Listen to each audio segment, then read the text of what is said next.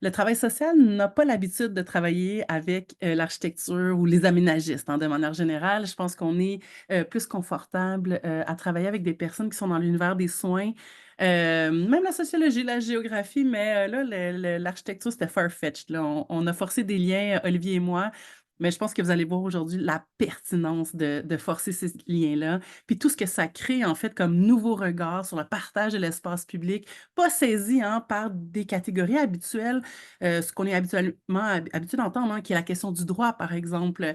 La bon, ouais, donc la question du droit, souvent, on est plus familier avec ça. L'aménagement, moi, je vous parle de tout ce que j'aime de l'aménagement sans que ce soit en ma discipline. Donc moi, je suis une sociologue en travail social, je m'intéresse aux pratiques d'intervention, puis à toutes les catégorisations, normatives qu'on a autour des manières d'habiter dans les villes aujourd'hui.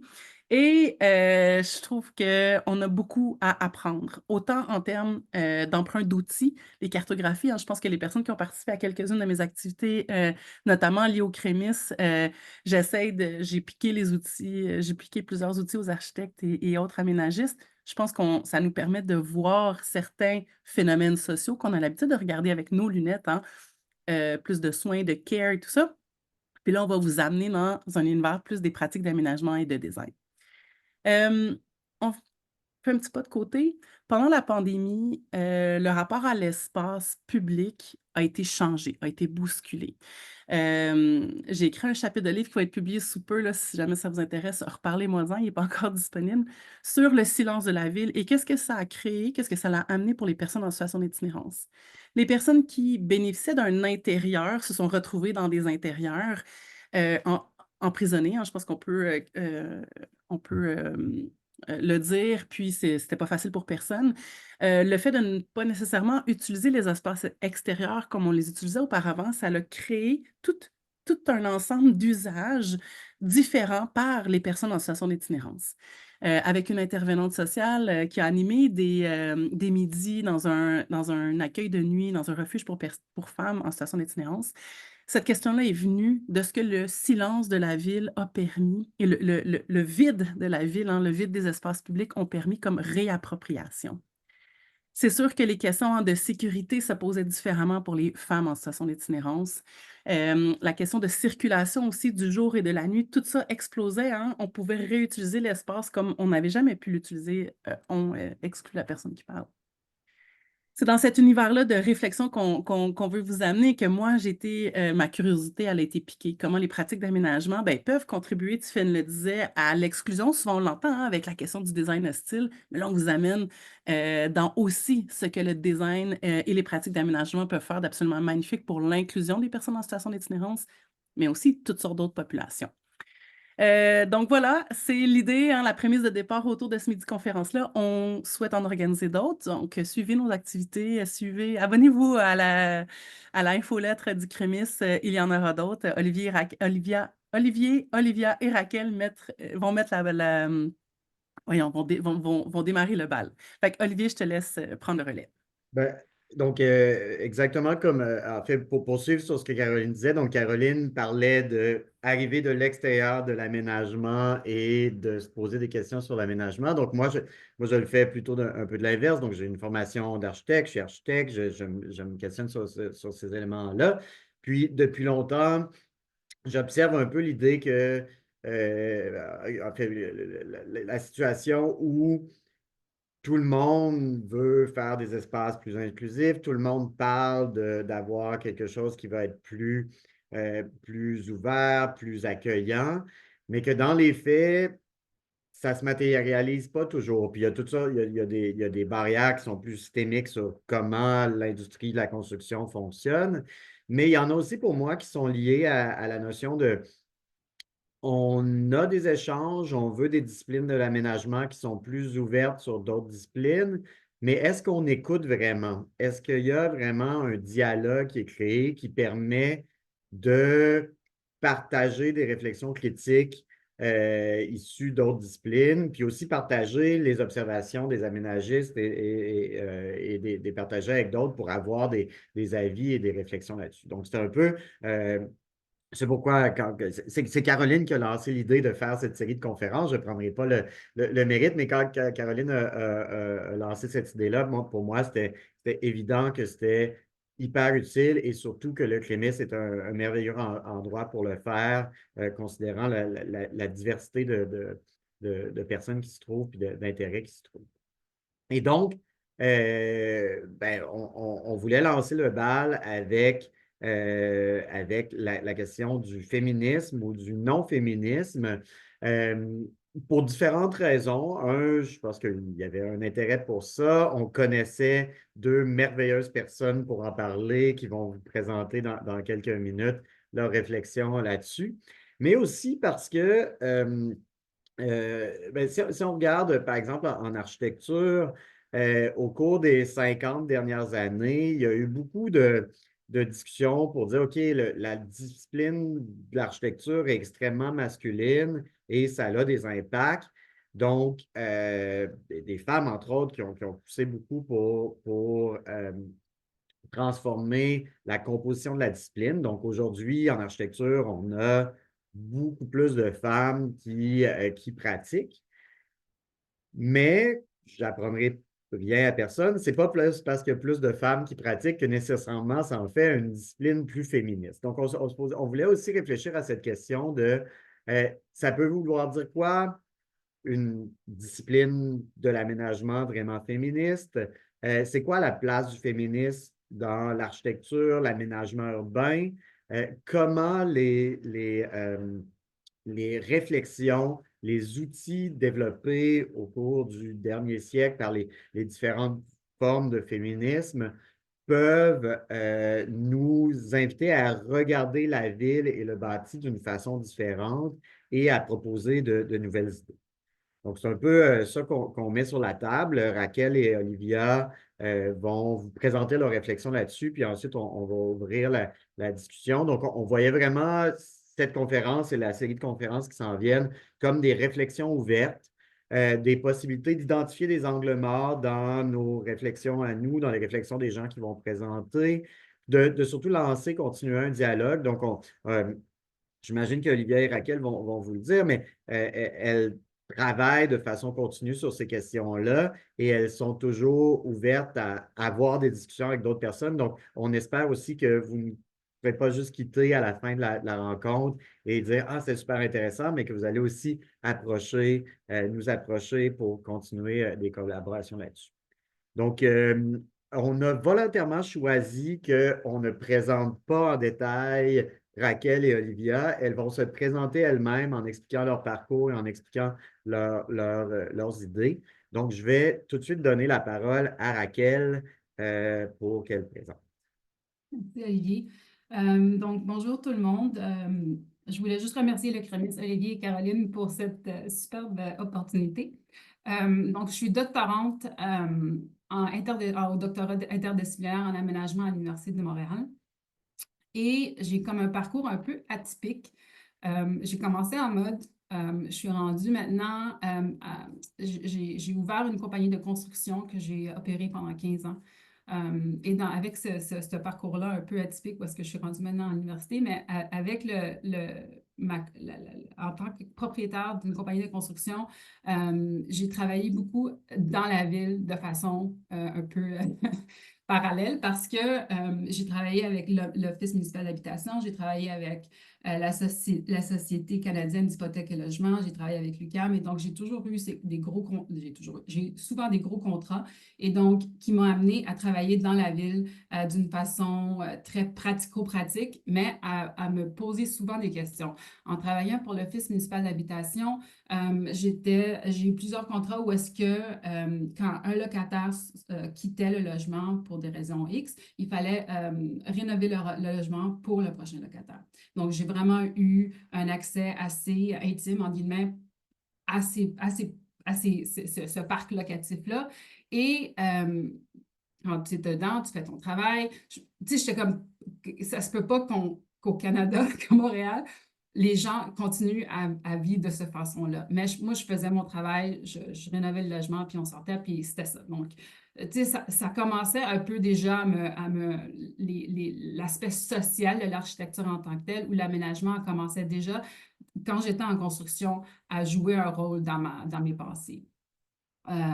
Suite à ça, j'ai décidé de fermer mon entreprise. J'avais un choix à faire. C'est un domaine qui est très, très difficile en général, puis encore plus pour la femme. Donc, après 15 ans, j'ai décidé de fermer mon entreprise j'ai décidé de retourner à l'école. Donc, quand j'étais entrepreneur général, j'ai aussi, à part ces contrats-là, j'ai aussi fait plusieurs flips et l'aspect design de ces flips-là, de ces réhabilitations de propriété-là m'a vraiment interpellée. Donc, j'ai fait un retour à l'école et j'ai fait un bac en design de l'environnement, pensant que j'allais retourner aux études et ensuite, j'allais ouvrir mon entreprise de design. C'était vraiment ça le but du retour à l'école. Et durant ce bac-là, j'ai lu 3 livres qui étaient à ma dernière année de bac et qui ont changé complètement mon parcours académique.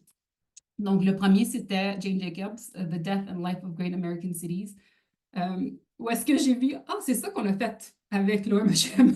Donc, j'ai vu le lien, puis elle m'a aussi montré, ce livre-là m'a aussi montré qu'est-ce qu'on pourrait faire pour peut-être faire des choses différemment, même dans les années 60, où est-ce que les années où est-ce que le livre a été écrit. Et déjà là, pendant qu'on faisait toutes ces choses-là en aménagement qui étaient plus ou moins corrects et problématiques, il y avait déjà quelqu'un, une femme par hasard, qui sonnait l'alarme de qu'est-ce que vous faites? Mais bien sûr, ce livre-là, il a eu un gros impact dans le temps, mais il n'y a pas grand-chose qui s'est fait par rapport à ça. Donc, ça, c'est le premier livre qui m'a comme bouleversée dans mon cheminement. Le deuxième, c'est Are We Human, qui est où est-ce que là, avec ce livre-là, j'ai vraiment pu faire le lien entre design et l'humain. Puis toute l'histoire de ça, puis comment le design et l'humain ont une relation l'un contre l'autre de plusieurs façons. Donc, ce livre-là, je le crédite vraiment pour m'avoir initié un peu à que je voulais faire de la recherche en design. Donc, c'est un peu ça. Puis dans ce livre-là, il y a l'interrelation, c'est vraiment interrelié pour moi avec le design. Puis il y a une citation dans le livre qui dit The world has developed an ability to watch everything yet do nothing. This lack of action is also designed. Donc, vraiment l'impact de design dans tout ce qui est en corrélation avec l'humain m'a vraiment comme marqué avec ce livre-là. Puis le dernier livre, c'est le livre de Judith Butler, c'est un livre en guillemets féministe, mais pas vraiment sur le rôle de genre et l'aspect performatif de ce rôle-là.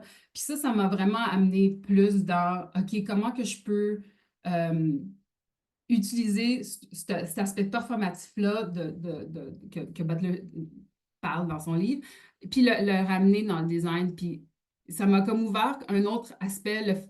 Mon côté un peu urban feminist est sorti de ce livre-là, même s'il n'est pas vraiment en lien avec ce livre-là, mais elle m'a vraiment amené à revoir ça. Donc, c'est de là où est-ce que j'ai décidé de rentrer à la maîtrise puis faire de la recherche en design. Donc, j'ai commencé la maîtrise à l'Université de Montréal en théorie de design. Et en faisant cette maîtrise-là, j'ai un peu vu, Olivia, tu peux descendre au prochain slide. J'ai commencé à voir l'urbanisme tactique, qu'est-ce qui se faisait à Montréal. Donc, ici, la photo d'un parking day, donc un peu l'appropriation de l'espace public, comment qu'elle se fait. Avec Collage féministe aussi, il y a comme une certaine appropriation. Puis là, de ça, de tout ce bagage-là, la maîtrise, ça m'a encore comme ouvert un peu l'esprit vers qu'est-ce qui se fait concrètement à Montréal. Donc, j'ai fait un travail sur les placatoires, où est-ce que j'ai comparé un placatoire design en guillemets, puis un placatoire qui est le Agora Maximum, et la place de Castelnau qui a été conceptualisée par l'Abri, mais avec la Ville de Montréal, où est-ce que les citoyens étaient impliqués de A à Z, depuis le début dans cette placatoire-là. Et donc, je voulais juste m'intéresser. J'ai fait une analyse assez approfondie des deux placatoires. Puis, est-ce que c'est vraiment un impact si on implique la collectivité puis le citoyen dans l'aménagement propre? Donc, j'ai fait ce travail durant la maîtrise et après ça, j'ai passé au doctorat. Donc, j'ai fait un passage accéléré au doctorat de la maîtrise et je suis rendue là. Voilà. Donc, dans mon doctorat, je regarde ma thèse continue, je continue à regarder l'aménagement féministe ou non féministe.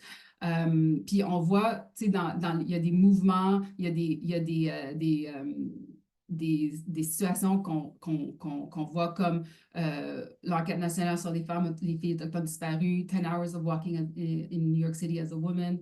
On peut continuer, Olivia, avec les prochains. Encore des collages. Donc, il y a comme une demande croissante sociétale pour une sécurité sexo-spécifique. Et donc, j'examine ça dans mon doctorat. C'est quoi l'impact qu'on peut avoir en tant qu'aménagiste? Qu'est-ce que l'impact de l'urbanisme féministe peut vraiment faire à Montréal dans l'aménagement? Ça, on va le skipper, Olivier. Je pense qu'on va le garder pour après. Puis, voilà, Bodin dit que the city is male, a place built on masculine conquest, conceived in a tangle of money, influence, power and corruption. Donc, il y a un système patriarcal en aménagement, comment qu'on peut comme défaire ça un peu. Et je regarde ça durant mon doctorat. C'est bon. Ah oui, puis dernière chose, j'ai fait une petite recherche rapide pour voir quel organisme communautaire travaillait la ville féministe. À Montréal, j'en ai trouvé une. Donc, le comité, il y a un comité de travail sur le droit à la ville, les comités féministes sur le droit à la ville, de la table de groupe des femmes. Donc, c'est la seule que j'ai trouvée qui travaille spécifiquement l'urbanisme féministe. J'en ai trouvé qui sont vraiment reliés à des universités un peu partout dans le monde. Donc, Just City Lab qui est relié à l'Université de Harvard, XYX Lab qui est à l'Université de Monash en Australie. Et à Barcelone, il y a un réseau qui s'appelle Collection Punt6, qui est un réseau méditerranéen de planification urbaine féministe. Donc, il n'y a pas grand-chose qui se fait à Montréal. Donc, c'est quelque chose aussi qui m'intéresse par rapport à l'urbanisme féministe. Donc, je cède la parole à Olivia pour qu'elle puisse se présenter. Merci Raquel, c'est super intéressant, puis ça met bien la table au truc dont j'ai envie de parler, puis pour la discussion qui est à venir. Donc, je m'appelle Olivia Deschaines, je suis architecte chargée de projet depuis maintenant 3 ans pour l'organisme Architecture sans frontières Québec. Plus spécifiquement, le programme Solidarité urbaine qui porte un projet de recherche-action sur l'architecture et l'itinérance, autant des activités de recherche que des services d'aménagement. Donc, comment est-ce que l'architecture peut rendre les villes plus solidaires aux personnes qui vivent l'itinérance?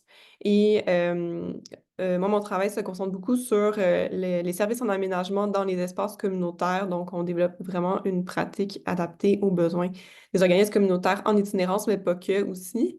Donc, par exemple, des mobiliers sur mesure, de la signalétique, puis aussi l'usage de visuels d'architecture pour aider à attirer des bailleurs de fonds, comme c'est le cas avec le projet de la Halle du Coin. On a aussi des activités de recherche-création. Donc, l'année dernière, l'exposition Invisible au Centre de design de l'UQAM et plus récemment, un mandat d'analyse ethnographique spatiale qu'on a fait dans le quartier Saint-Roch. Donc, une pratique très diversifiée dans un contexte multidisciplinaire. Puis moi, je viens vraiment du milieu de l'architecture, un parcours très linéaire. J'ai aussi travaillé dans la pratique conventionnelle de l'architecture. Puis maintenant, je pars vraiment entre 2 milieux, le milieu communautaire puis le milieu de l'architecture. Donc, avec une pratique qui est en marge de ces deux mondes-là. Comme le montre le schéma, nous sommes ici parce que j'ai inclus aussi mes collègues qui ont un peu le même profil. Mais un peu un retour dans le temps. Pendant mes études, en fait, moi, j'ai eu mon éveil féministe quand j'entamais des études en architecture et puis je suis devenue obsédée par la question de savoir, bon, comment est-ce que la discipline que j'ai choisie de manière un peu hasardeuse, comment est-ce qu'elle peut contribuer aux projets politiques de féministes, aux théories et aux pratiques féministes. C'est quelque chose que j'explore depuis. Et en fait, en me posant cette question-là, j'ai découvert le merveilleux monde de la théorie féministe en architecture et tout un pan de littérature qui est un univers très stimulant, puis il y a toutes sortes de choses à dire là-dessus. Mais je vais vous parler rapidement d'un projet, mon projet de fin de maîtrise qui vous montre un peu une pratique de recherche-création que je porte depuis. Donc, j'ai décidé de m'intéresser à l'espace de l'examen gynécologique, donc la salle d'examen gynécologique, pour explorer la question de féminisme et d'architecture. Euh, et mon but, en fait, c'était de pas nécessairement régler un problème parce que l'architecture, c'est vraiment une discipline qui est axée sur la résolution de problèmes. Mais parfois, ça a ses limites lorsque le problème n'est pas nécessairement spatial. Quand on parle d'un problème social, politique extrêmement complexe, j'avais le sentiment que de tomber tout de suite dans la résolution de problèmes, c'était pas vraiment avoir fait l'effort de la compréhension critique qui était nécessaire pour ensuite avoir des actions qui allaient avoir un impact.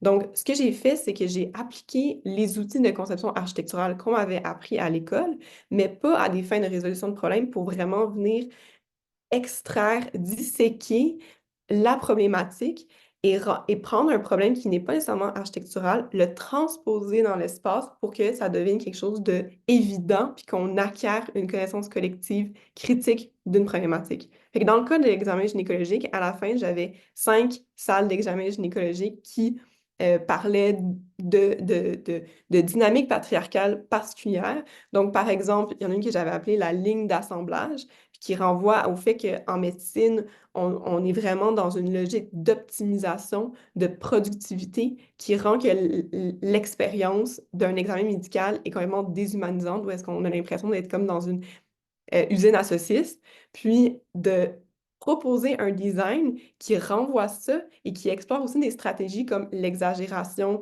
l'ironie, l'humour, pour rendre les trucs un petit peu choquantes, puis créer une réaction, puis de dire, ben, c'est exagéré ce que je propose, mais c'est vrai qu'on se sent un peu comme ça. Puis l'autre, la table de négociation qui essaie de renvoyer toute la négociation euh, informelle qui se passe entre la personne patiente puis la personne médecin, à savoir quels sont les examens, quels soins est-ce que je reconnais ta douleur, etc. Puis transformer la chaise d'examen en table de négociation pour rendre spatiale cette négociation-là de genre je tire, je pousse et je négocie mon soin.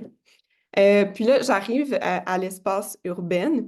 Donc, cette citation qu'on avait inclue aussi dans l'introduction de l'événement. Nos villes sont le patriarcat gravé dans la pierre, la brique, le verre et le béton. Donc, de s'intéresser à comment est-ce que la ville est un produit des valeurs patriarcales et aussi comment est-ce que la ville reproduit les valeurs patriarcales. Puis, il y a plein de choses à dire. Il y a l'impact des changements climatiques, il y a le harcèlement de rue, il y a le Centre d'éducation et d'action des femmes de Montréal qui fait un grand travail de sensibilisation sur le harcèlement de rue. La mobilité, les infrastructures de transport, la gentrification, etc. Je vais vous parler d'un projet que j'ai fait à Rome dans le contexte d'un projet de recherche architecturale sur le sentiment de peur. Donc, je voulais faire un projet sur le harcèlement de rue. Je suis arrivée dans une institution et lorsqu'on m'a accueillie, on m'a dit de ne pas traverser le parc de la Villa Borghese, qui est un énorme parc que je devais traverser pour aller à n'importe quel endroit, n'importe quel autre quartier de Rome. Parce que c'était dangereux. Puis c'était pas nécessairement quelque chose que j'avais perçu. Moi, j'avais pas un sentiment d'inconfort de traverser le parc, mais maintenant qu'on me le disait, ça a créé un sentiment d'insécurité. Puis ensuite, je me suis questionnée à savoir est-ce que c'est convenable qu'une institution me responsabilise comme ça, sous prétexte que c'est pas sécurisant, puis que ça a vraiment un impact sur ma mobilité dans la rue. Donc, ce que j'ai fait, c'est que j'ai organisé je me suis inspirée de la démarche de marche exploratoire, qui est une démarche participative en études urbaines, qui consiste à rassembler des gens. euh, i- Initialement, c'était des femmes, puis d'identifier les éléments du cadre bâti qui créent un sentiment d'insécurité pour améliorer le cadre bâti. Mais plutôt que de me concentrer sur le cadre bâti, je m'intéressais au ressenti dans l'idée de faire la part des choses, d'être comme à quel point est-ce que mon sentiment de peur est en partie construit socialement à travers toutes sortes de choses, les médias, les conseils reçus, puis comment est-ce que, avec la force du nombre, on peut combattre cette peur-là. Euh, Puis c'est ça, s'intéresser à tous les impacts, parce que ça a un impact sur capacité de mouvement, mais aussi parce que ça peut avoir un impact sur d'autres groupes aussi. Puis, en tant qu'architecte puis designer, je me suis intéressée à la signalétique de rue comme terrain de jeu, puis de voir comment est-ce que je peux la subvertir pour articuler un commentaire critique par rapport à cette question-là. Puis j'ai fait deux choses. D'abord, j'ai fait des actions d'affichage un peu inspirées, disons, des collages féministes, où est-ce que je venais altérer le message de signalétique de rue existante dans le parc de la Villa Borghese. Où je venais justement revendiquer notre droit à circuler dans la ville de manière sécuritaire, puis que euh, notre présence était légitime. Puis ensuite, j'ai fait une série de dessins, encore une fois, en explorant le design critique de nouvelles signalétiques de rue, en poussant l'ironie puis le sarcasme. Donc, par exemple, les conseils qu'on reçoit ne marchent pas seuls le soir existent vraiment, mais ne sont pas présents dans le cadre bâti. Et si je prenais ce message-là et je le formalise à l'intérieur d'une signalétique de rue, est-ce que ça rend pas évident que c'est peut-être pas une réponse adéquate, puis qu'en tant que société, faut réfléchir à ça via del victim blaming, qui est comme un clin d'œil à quelles sont les personnes, les monuments dont on met de l'avant dans la toponymie. Olivia, je pense que tu partages rien, ou c'est juste moi qui vois pas? Moi, je vois. OK, pardon.